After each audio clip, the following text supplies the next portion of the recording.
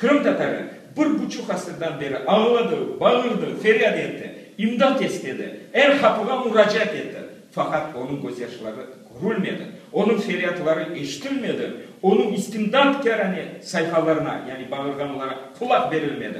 Onun iniltilerinden müteessir yani tesirlengen olan bulunmadı.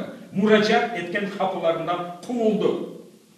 Petrograd'dan gönderdiği arizalar hasır altında bırakıldı. Feryatnameleri nazara dikkate alınmadı. Kırım Tatarı kendi sesini ne dumalarının içerisinden ne matbuatta yazdığı makalleri işittiremedi. O bağırdıkça ağzını daha ziyade kapadılar. O kendi derdini yazdıkça kalemlerini kırdılar. Hiçbir zaman yapmaya borçlu olan vazifelerin icrasında kusur etmedi. Fakat hukuku tanınmadı. Varlığı tasdik edilmedi. Kendisi her işi yaptığı anda kendisine bir şey yapılmadı ve yaptırılmadı. Cenk harp zamanlarında gayrı kendisine vatan evladı denilmedi. Yani cenk olganda sen gereksin, sen dost oldun, ben asker.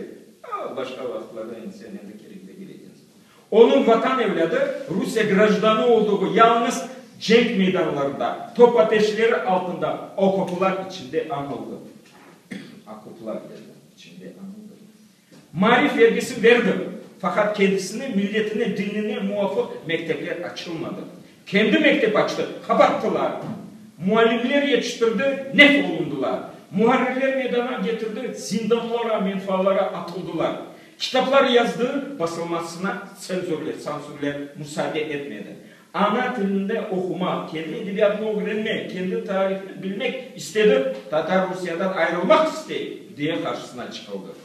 Tatar 1,5 asırdan beri mahkumiyetler, ukusuzluklar, yoksulluklar, mahkumiyetler içinde esaretler, zulümler, tahrikler, işkenceler altında tutulduğu halde kendisine tereddüt eden bütün vatani borçlarını ifade etti.